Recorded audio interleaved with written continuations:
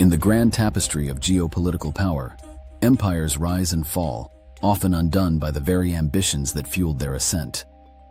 We are currently witnessing a fascinating chapter in this timeless narrative, as the influence of a once-feared global power appears to be steadily diminishing. The conflict in Ukraine, far from solidifying its regional dominance, has paradoxically become an accelerant for its decline, revealing vulnerabilities in its military might, economic stability, and perhaps most crucially, its ability to project power beyond its borders. This erosion of influence is starkly evident in various corners of the world, but nowhere is its impact more acutely felt or potentially more transformative than in a nation long considered a steadfast ally, Belarus. For decades, the global community regarded this major power as a dominant force, capable of challenging the international order. However, the progression of the conflict has painted a different picture, illustrating a gradual but undeniable decline. While military and economic setbacks within its own borders have been significant, a more profound measure of this regression lies in the waning of its external influence. A strong military and economy are, in essence, tools for expanding a nation's reach, fostering global trade, and ultimately benefiting its populace. Yet, evidence suggests that this nation's capacity to exert meaningful power abroad has dwindled from formidable to nearly non-existent. This diminishing reach has manifested in several high-profile events. Consider the situation in Syria, where a regime, once painstakingly propped up and militarily supported by the major power, ultimately faced severe challenges. Engaged deeply in the conflict in Ukraine, the major power found itself unable to adequately intervene when domestic movements resurfaced in Syria, leading to the rapid deterioration and collapse of the established regime. Similarly, in a geopolitically charged incident involving an attack on Iran, the major power's limited capacity for assistance became apparent. While the circumstances were complex, it became clear that a significant factor in Iran's swift capitulation was its inability to secure timely and substantial aid from its traditional ally, which cited its preoccupation with other engagements. These instances in the Middle East represent substantial losses of historical influence for the major power.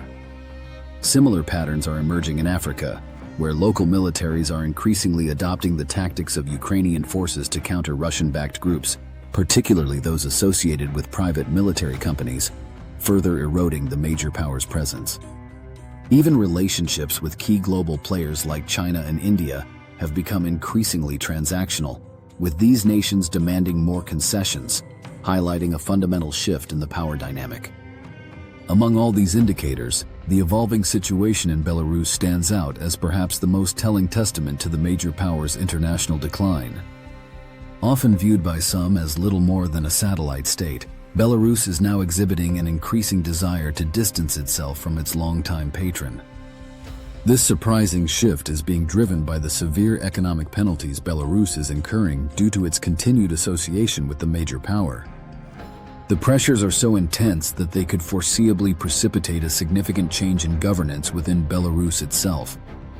Indeed, the prospect of such a change is gaining traction, with some observers speculating that Belarus's current authoritarian government could collapse in the near future, potentially paving the way for a more democratic system. This transformation could coincide with the departure of its current authoritarian leader, who is in his 70s. The reasons for this belief are multifaceted, stemming from Belarus's unique vulnerabilities compared to its larger neighbor. The Belarusian economy, once known as a significant agricultural producer for Europe, particularly potatoes, is now facing severe shortages and is crumbling rapidly as a direct consequence of the conflict in Ukraine. Having aligned itself closely with the major power early in the conflict, Belarus became subject to many of the same international sanctions. This severed critical export routes to Europe, which had been a major source of income, especially for petroleum products, fertilizers, and agricultural goods. With its European markets largely closed, Belarus was compelled to deepen its economic ties with the major power, its only viable immediate option. While this provided a temporary stabilization, it effectively intertwined Belarus's economy with that of its powerful neighbor. As a result, Belarus now experiences similar economic woes, inflation, supply chain issues, and general instability, albeit on a smaller scale and with fewer internal resources to mitigate the damage.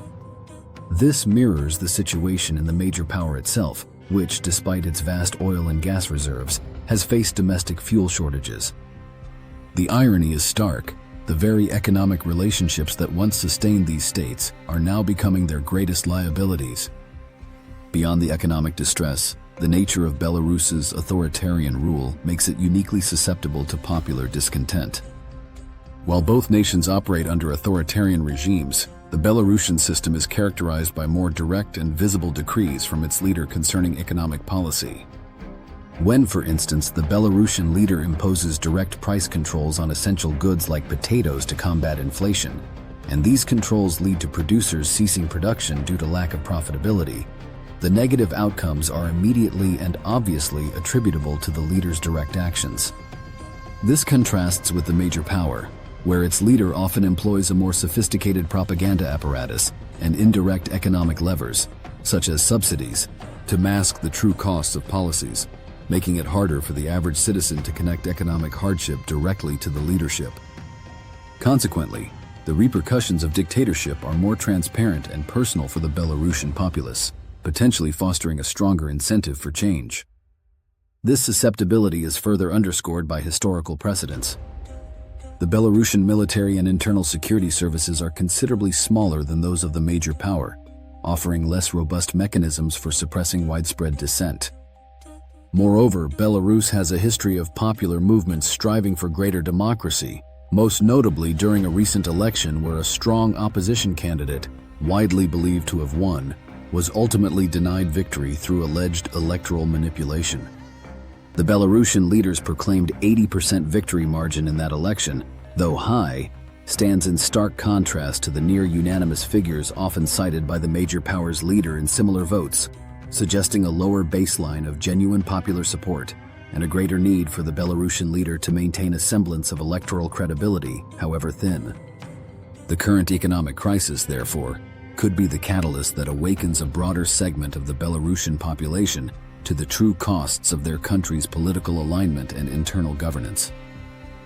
For many ordinary citizens who previously might have focused on human rights abuses, the economic suffering now makes the consequences of dictatorship undeniably tangible, potentially galvanizing a movement towards greater freedom and independence from external influence. Should the current Belarusian leader fall from power, many believe the country would be unlikely to tolerate another authoritarian regime, instead opting for a democratic transition. This would represent yet another significant loss of a satellite state for the major power, further shrinking its sphere of influence. The relationship between Belarus and the major power at the onset of the full-scale invasion of Ukraine was undeniably close.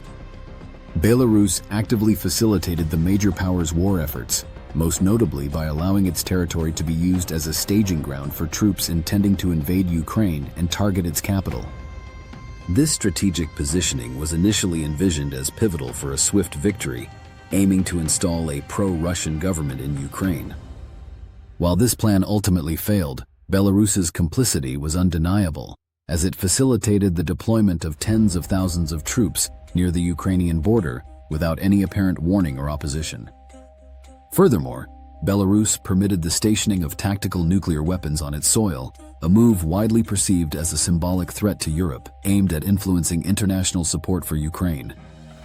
Belarus also consistently provided diplomatic cover, vocally supporting the major power's actions on the international stage. It seems the Belarusian leader initially believed there was a strategic advantage, or at least a necessity, in assisting the major power. However, as the conflict progressed, signs of apprehension began to emerge. The Belarusian leadership expressed desires for a ceasefire relatively early in the war, suggesting a growing realization of the negative implications for Belarus. This shift in sentiment was likely exacerbated by the major powers' attempts to manipulate both Belarus and Ukraine into direct conflict, including the use of false flag incidents, such as Russian tanks flying Belarusian flags in Ukraine, or orchestrating attacks within Belarusian borders to frame Ukraine. These actions, designed to drag Belarus fully into the war, must have raised serious concerns for the Belarusian leadership. Compounding these suspicions were reports in Western media of a leaked Kremlin document outlining the major power's long-term plans for Belarus. This document reportedly detailed an ambitious strategy to fully unify Belarus with the major power within the Belarusian leader's lifetime, transforming the existing union state into an outright absorption. The plan involved increasing economic, linguistic, and citizenship ties, gradually eroding Belarusian sovereignty to create a pretext for annexation. This revelation undoubtedly shocked the Belarusian leader, who, despite his long-standing alliance, would not have wished to see his nation and his own position completely subsumed. As the major power intensified pressure on the Belarusian leader to commit his military to the war, these underlying ambitions and manipulative tactics likely fueled resistance. Ultimately, the Belarusian military was not fully committed to the conflict. This successful defiance was arguably aided by the major power's rapid and severe setbacks in Ukraine, which diverted its resources and attention, preventing it from exerting further pressure on Belarus. The major power's grand strategy, whether it aimed for a swift conquest of Ukraine followed by a broader expansion into Europe using Belarus as a staging ground, or a direct absorption of Belarus itself, profoundly backfired. Today, years later, the major power has not achieved its objectives in Ukraine, and it faces the prospect of losing Belarus's allegiance on multiple fronts. Economically, Belarus is realizing that its powerful neighbor cannot fully sustain it, leading it to seek direct economic ties with other global players, notably China. This redirection away from its traditional partner suggests a growing recognition that continued economic reliance on the major power is untenable. The current trajectory indicates that Belarus will either transition towards a more democratic system or become increasingly reliant on China, effectively slipping from the orbit of its former patron. This entire situation serves as a compelling illustration of how the major power's pursuit of expanded control and influence in the international community has, ironically, yielded the opposite effect. The very mechanisms employed by authoritarian leaders to consolidate and retain power often contain the seeds of their own destruction. As history repeatedly demonstrates, empires built on coercion and economic dependence eventually face internal and external pressures that lead to their unraveling. Looking towards the distant future, it is entirely plausible that Belarus could emerge as a democratic nation, a direct consequence of its long-standing patron's self-defeating ambitions. Such an outcome would indeed embody a profound and poetic irony of history, echoing the downfall of countless regimes driven by an insatiable quest for control.